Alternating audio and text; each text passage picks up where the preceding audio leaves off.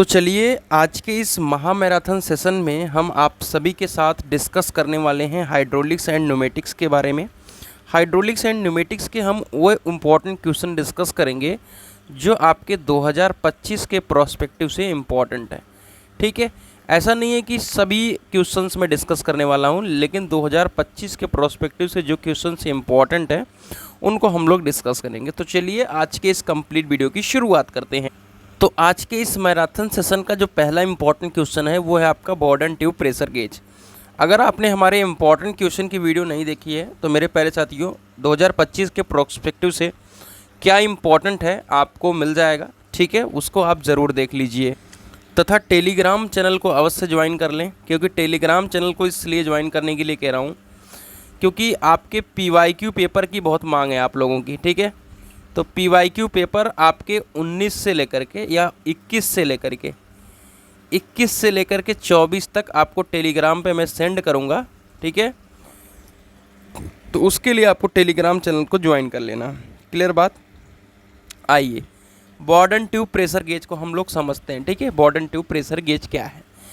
इसके पहले important question वाली अगर आप वीडियो देख चुके होंगे तो आप ये जान रहे होंगे कि आपसे एक प्रेशर गेज पूछा जाता है। ठीक है, एक प्रेशर गेज पूछा जाता है, वो चाहे बॉर्डन ट्यूब हो चाहे वो आपका डायफ्राम। ठीक है, अब ये बॉर्डन ट्यूब प्रेशर गेज वैज्ञानिक रहे होंगे, बॉर्डन ही नाम रहा होगा उनका, डेफिनेटली बात से ही प्रतीत होती है। अब आइए समझिए, कुछ इस तरीके का एक एलिप्टिकल शेप है। ठीक है, जिसे हम कहते हैं दीर्घवृत्ताकार। ठीक है, एलिप्टिकल शेप दिया हुआ है, एलिप्टिकल सेक्शन के नाम से बताया गया है। ठीक है, आइए समझिए इसमें कुछ चीज़ों को। अगर यहाँ पर देखोगे तो रैक और पिनियन का सपोर्ट है। ठीक है, अगर आपने अप्लाइड मैकेनिक्स पढ़ा होगा तो आप रैक और पिनियन को समझ सकते हो। ठीक है, रैक और पिनियन जो होता है, अगर आप इस नहीं जान रहे हो तो समझो कि जो घर में आपके गांव में जो होती है चारा काटने वाली मशीन होती है, तो वो रैक और पिनियन के बेस्ड पर रहती है। ठीक है, मतलब यहाँ पे इसका जो भी सिस्टम है वो रैक और पिनियन पे बेस्ड है। क्लियर बात। ठीक है, इसमें कोई बात नहीं। अब ये जो आप सभी का ये वाला पोर्शन दिख रहा है, ये आपके एलिप्टिकल सेक्शन पे यहाँ पे ऐसे ज्वाइंट है। ठीक है, मान लो किसी एक डोरी से ज्वाइंट है। ठीक है, मैं कहता हूँ किसी डोरी से ज्वाइंट है।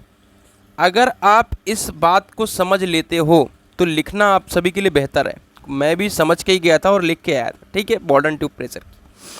अब यह आप सभी का यहाँ पे कुछ इस तरीके से का सेक्शन बना हुआ है जहाँ पे हम क्या करेंगे, फ्लूइड को घुसाएंगे। ठीक है, फ्लूइड को इसमें हम क्या करेंगे, प्रवेश कराएंगे।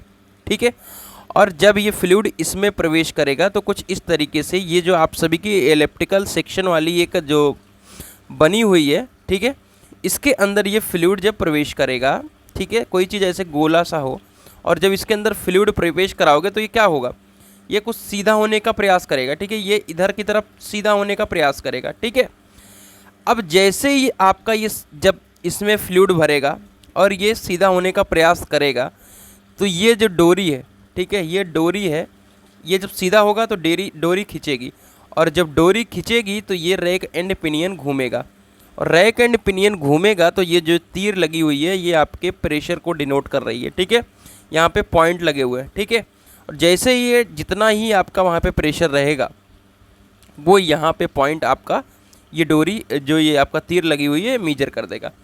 तो मुझे आशा है कि बॉर्डन ट्यूब प्रेशर गेज आपको समझना बहुत आसान सा है। बॉर्डन ट्यूब प्रेशर गेज में कुछ नहीं है मेरे प्यारे साथियों, है क्या कि आपका एक इलेक्ट्रिकल सेक्शन बना हुआ है। ठीक है, और जो ट्यूब है वो यहाँ पे स्टील की बताई जा रही है। ठीक है, आप इसको मान सकते हो ट्यूब जो है स्टील की है और यहाँ पे रैक एंड पिनियन का एक कह सकते हैं कि सिस्टम बना हुआ है। अब हमने क्या किया, फ्लूइड को यहाँ से इंटर कराया। जैसे ही हमने फ्लूइड को इंटर कराया उसके बाद अगर पोजीशन पहले देखोगे ए लिखा हुआ है, ए पोजीशन देखा।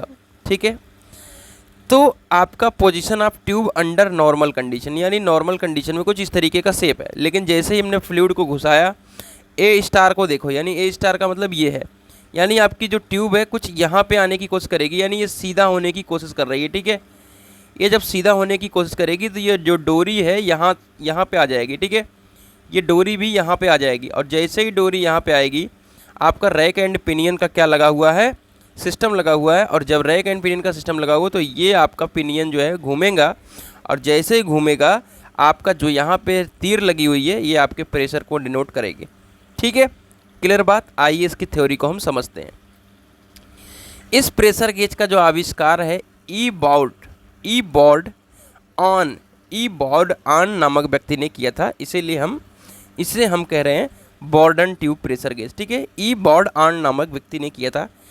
इस गेज का जो वर्किंग प्रिंसिपल है ये है कि जब दीर्घवृत्तीय काट वाली नली में कोई दाब लगाकर कोई फ्लूइड घुसाया जाता है तो उसकी सेक्शन सर्कुलर होने का प्रयत्न करती है, यानी जो एलिप्टिकल है वो आपके सीधा होने का प्रयास करेगी, यानी सर्कुलर होने का प्रयत्न करेगी।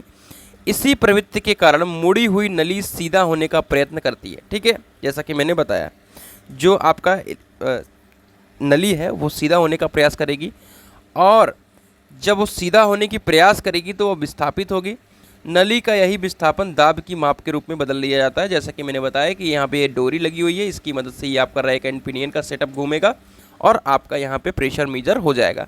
तो यही है आपका क्या, बॉर्डन ट्यूब प्रेशर गेज। और ये 5 नंबर फिक्स है। ये 5 नंबर आपकी, अगर इतना आप लोगों ने समझ लिया ना तो 5 नंबर आपके फिक्स हैं, कोई दिक्कत वाली बात है ही नहीं। यूजेस समझ लो। इनकी सहायता से वैक्यूम प्रेशर भी मापा जाता है। स्टीम बॉयलर की अवस्था में हाई प्रेशर मापने के लिए इनका प्रयोग किया जाता है। इन्हें वैक्यूम प्रेशर के लिए यूज भी किया जा रहा है, और स्टीम बॉयलर जो आप सभी का water tube fire tube boiler है वहाँ पे हाई प्रेशर मेजरमेंट के लिए इसका उपयोग किया जाता है। आइए अगला है आपका डायाफ्राम प्रेशर गेज। यहाँ पे रैक एंड पिनियन का सेटअप लगा हुआ है, बस चीज़ें थोड़ी सी डिफरेंट हैं, बाकी चीज़ें सेम हैं, और फ्री का 5 नंबर लेकर के जाओगे। ठीक है, समझ में आई गई बात। चलिए आइए डायाफ्राम प्रेशर गेज को हम लोग समझ लेते हैं। इसका भी सब कुछ सेम होता है। ठीक है, वहाँ पर एक इलिप्टिकल ट्यूब लगी थी, तो यहाँ पे एक कह सकते हैं कि आपका मीटर लगा हुआ है जहाँ पे हमारे सारे पॉइंट हैं।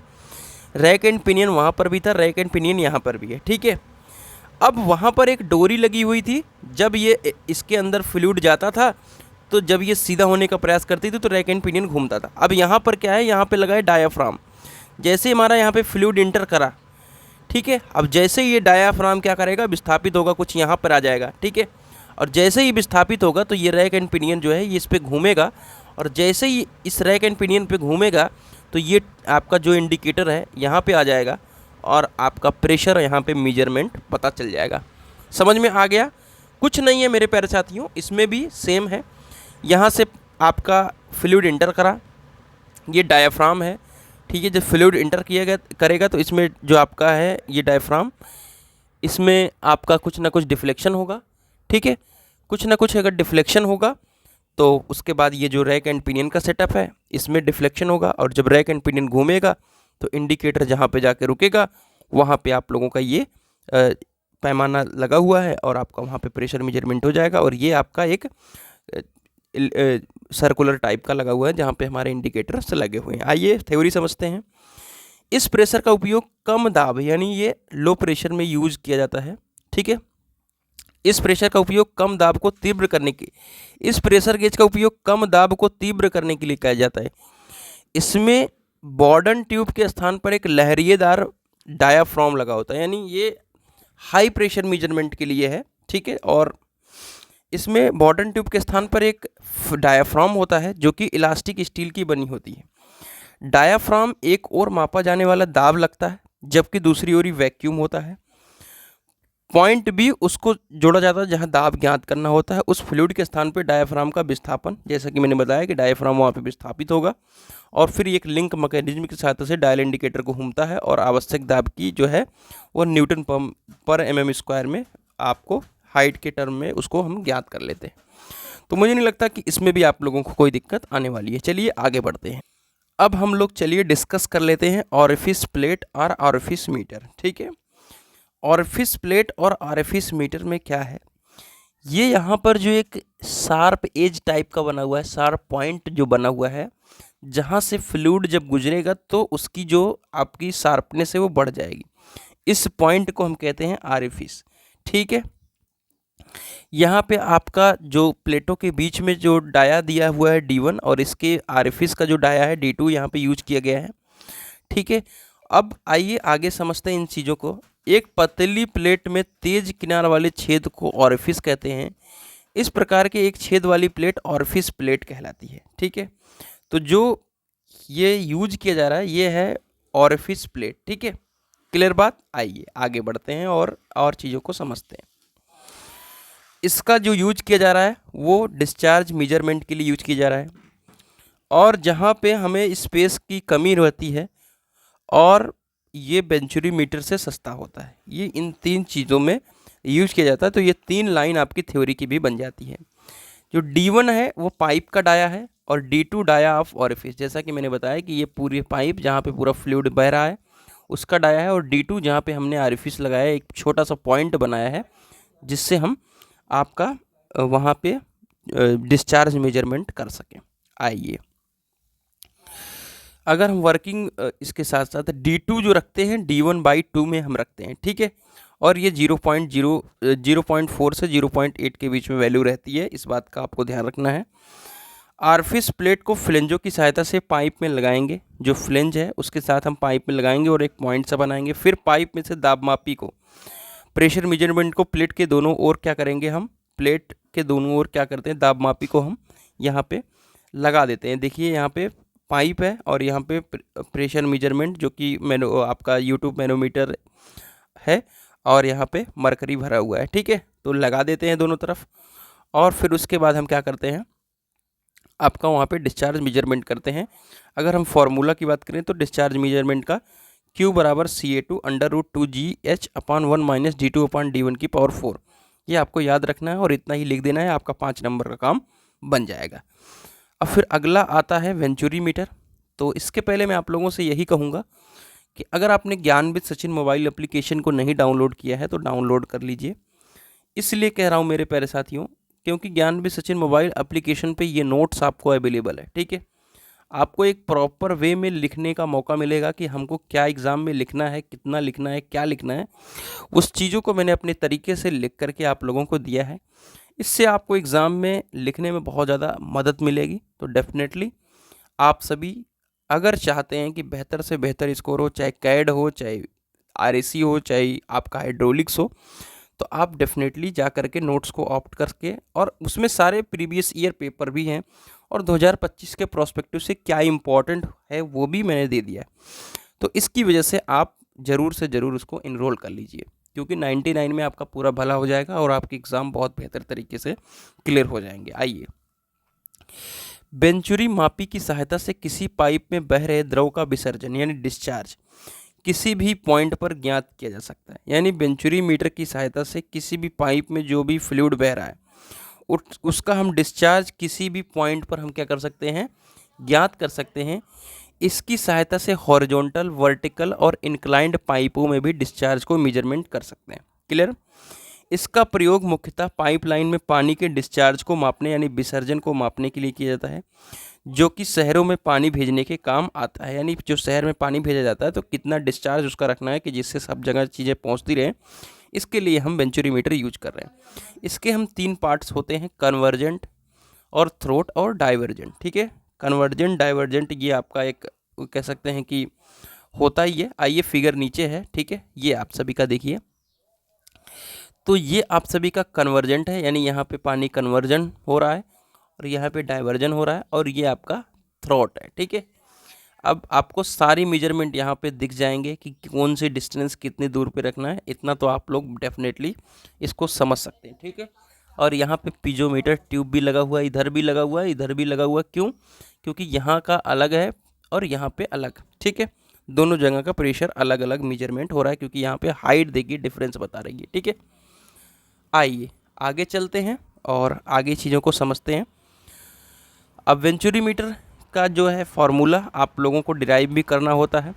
आप बर्नौलीज इक्वेशन यूज करेंगे, आपका P1/ρg plus B1² plus Z1, और बराबर में जब लिखोगे तो P2² plus B2² plus Z2 होता है, तो उसको हम बराबर को माइनस में इधर कर लें। ठीक है, तो दोनों को माइनस में करके इक्वल 0 करा, तो यहाँ से आप Z1 बराबर Z2 लिखेंगे। ठीक है, हम एज्यूम करते हैं Z1 बराबर Z2, तो ये Z1 Z2 हट जाएगा, P1/ρg और फिर P2 को इधर ला देंगे तो P2/ρg हो जाएगा, B2/2g minus B1² B2 square होता है एक्चुअल में, B2 स्क्वायर अपॉन 2G है, ठीक है। फिर जब इन दोनों की जो वैल्यू है, ठीक है, अब यहाँ से हम लोग क्या करेंगे, देखिए समझिए, P1 minus P2 upon rho जी जो है, P1 minus P2 upon rho जी, क्योंकि ये नीचे रो जी है, ठीक है, इसको हम लिखेंगे कैपिटल H, ठीक है। और फिर B2 square upon 2G minus B1 square upon 2G हो जाएगा। अब यहाँ हम लगाएंगे वही आपका Q बराबर, ठीक है, A1 B1 A2 B2, ठीक है। और यहाँ से हम V1 की वैल्यू निकालेंगे और V2 की वैल्यू निकालेंगे, और फिर जा कर के हम इस कैपिटल H वाले पोर्शन में, ठीक है, जब हम पुट करेंगे B2 की value Q2 square upon A2 square और V1 की स्क्वायर बराबर A1 स्क्वायर, ठीक है। और फिर यहाँ से जब आप वैल्यू टोटल निकालोगे तो Q बराबर A1 A2 upon A1 A2 upon A2 square minus A1 square minus A2 square into में √2GH, ये आपका वेंचुरीमीटर का वैल्यू निकल के आता है। रेनॉल्ड नंबर जो है आप सभी को पता ही है कि हमारे 3 तरीके के फ्लूइड फ्लो हैं, उनको ज्ञात करने के लिए हम रेनॉल्ड नंबर का यूज कर रहे हैं, ठीक है। तो रेनॉल्ड नंबर जो है हमारा सबका, जैसे कि हमारा फ्लूइड जो है टर्बुलेंट है, यानी सबसे हाईएस्ट जो जिसकी रेनॉल्ड संख्या 4000 के ऊपर है, कि लैमिनार है, कि ट्रांजिशन फ्लो है जिसकी 2000 से 4000 के बीच में होती है, उसके लिए हम रेनॉल्ड संख्या का यूज कर रहे हैं, रो वी डी अपॉन म्यू इसका फॉर्मूला होता है। अब हम पिटॉट ट्यूब के बारे में डिस्कस नहीं करेंगे, ठीक है।